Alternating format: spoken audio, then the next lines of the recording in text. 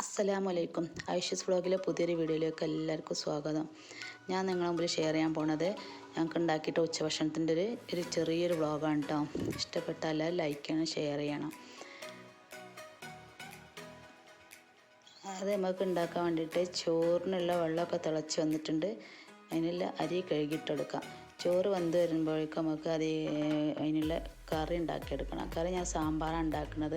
അതും അധികം കഷ്ണങ്ങളൊന്നും ഇല്ലാത്ത വളരെ എളുപ്പത്തിൽ ഉണ്ടാക്കാൻ പറ്റിയിട്ടുള്ളൊരു സാമ്പാറാണ്. അതിനായിട്ട് കഴുകി വൃത്തിയാക്കിയ പരിപ്പ് ഒരു കുക്കറിൽ ഇട്ടെടുത്ത് 2 തക്കാളി, പച്ചമുളക്, കരിവേപ്പില, മഞ്ഞൾപ്പൊടി, ഉപ്പ്, പിന്നെ പരിപ്പ് തിളച്ച് പുറത്തേക്ക് വരാതിരിക്കാൻ വേണ്ടി കുറച്ച് വെളിച്ചെണ്ണ ഒഴിച്ചെടുത്ത് കൂടെ വെള്ളം ഒഴിച്ചെടുത്ത് വേവിക്കാനായിട്ട് വെക്കാം.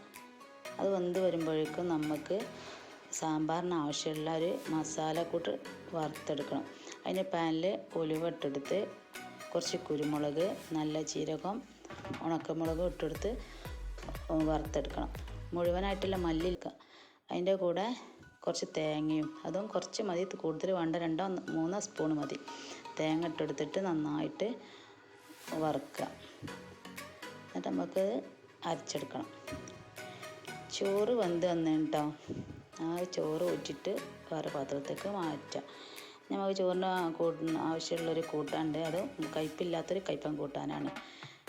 അതെങ്ങനെ ഉണ്ടാക്കണം നോക്കാം. അതിൽ വെളിച്ചെണ്ണയ്ക്ക് നല്ല ജീരകം, ചെറിയുള്ളി, സവാള അരിഞ്ഞത് ഇട്ടെടുത്ത് നന്നായിട്ട് മൂപ്പിച്ചെടുക്കുക. അതിൽ കരിവേപ്പില, മഞ്ഞൾപ്പൊടി, എരിവുള്ള മുളക് പൊടി, മല്ലിപ്പൊടി, പിന്നെ കളറിന് ആവശ്യമുള്ള കാശ്മീരി മുളക് പൊടി ഇട്ടെടുത്ത് നന്നായി ഇളക്കി യോജിപ്പിച്ച് കൂടെ ഉപ്പിട്ടെടുത്ത് അരിഞ്ഞ് വെച്ചിട്ടുള്ള കയ്പങ്ങ ഇട്ടെടുത്ത് നന്നായി മിക്സാക്കുക.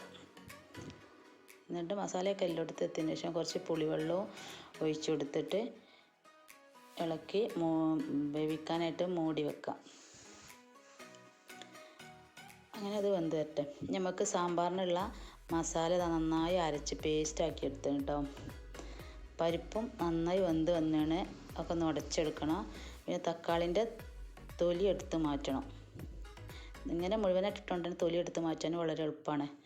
നമുക്ക് സാമ്പാർ റെഡിയാക്കാം. ഒരു പാത്രത്തേക്ക് വെളിച്ചെണ്ണ ഒഴിച്ചെടുത്ത് ഉഴുന്ന് പരിപ്പ്, ഉലുവ, വറ്റൽമുളക്, കുറച്ച് കരിവേപ്പില ഇട്ടെടുത്ത് കൂടെ അരിഞ്ഞ് വെച്ചിട്ടുള്ള സവാളയും ചെറിയുള്ളി കൂടുതലും വേണം കേട്ടോ. ഇട്ടിട്ട് മൂപ്പിച്ചെടുക്കുക. ഒന്ന് മൂത്തതിന് ശേഷം അതിലേക്ക് വേവിക്കാനുള്ള വെള്ളം ഒഴിച്ച് കൊടുത്തിട്ട് മൂടി വെക്കുക. ഒരു ഉള്ളിയൊക്കെ വെന്ത് വന്നിട്ട് അതിലേക്ക് ഉടച്ച് വെച്ച പരിപ്പ് ചേർത്ത് കൊടുക്കുക. അതിൻ്റെ കൂടെ അരച്ച് വെച്ച മസാല ഇട്ടിട്ട് നന്നായി ഇളക്കി യോജിപ്പിക്കുക. വെള്ളമൊക്കെ എത്ര വേണമെന്നുള്ളത് അവനവൻ്റെ ഇഷ്ടമാണ് കേട്ടോ. അങ്ങനെ സാമ്പാർ റെഡിയായി തിളപ്പിച്ചെടുക്കുക.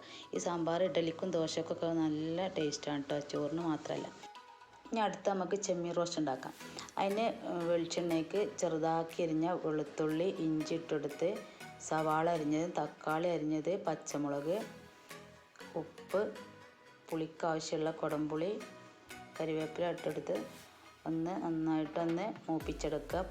പൊടികളായിട്ടുള്ള കുരുമുളക് പൊടി, കാശ്മീരി മുളക് പൊടി, മഞ്ഞൾപ്പൊടി ഇതൊക്കെ ഇട്ടെടുത്ത് നന്നായിട്ട് മിക്സാക്കിയിട്ട് കഴുകി വൃത്തിയാക്കി ചെമ്മീൻ ഇട്ടെടുത്ത് ഇളക്കി യോജിപ്പിക്കുക. ഇതിലേക്ക് വെള്ളം ഇതൊക്കെയാണ് ഞാൻ ഉണ്ടാക്കിയിട്ടുള്ള ഞങ്ങൾ ഉച്ചക്കുള്ള ചോറും കൂട്ടാനൊക്കെ. എൻ്റെ ഈ വീഡിയോ എല്ലാവരും കണ്ട് കഴിഞ്ഞ് പോകുമ്പോൾ ഇഷ്ടമായെങ്കിൽ ലൈക്ക് ചെയ്യാനും ഷെയർ ചെയ്യാനും കമൻറ്റ് ചെയ്യാനൊന്നും മറക്കരുത് കേട്ടോ. അതിൻ്റെ കൂടെ തന്നെ സബ്സ്ക്രൈബ് ചെയ്ത് സപ്പോർട്ട് ചെയ്യും വേണം. പിന്നെ ബെല്ലൈക്കൺ ഒന്ന് അമർത്തി പോവാനും ആരും മറക്കരുത് കേട്ടോ.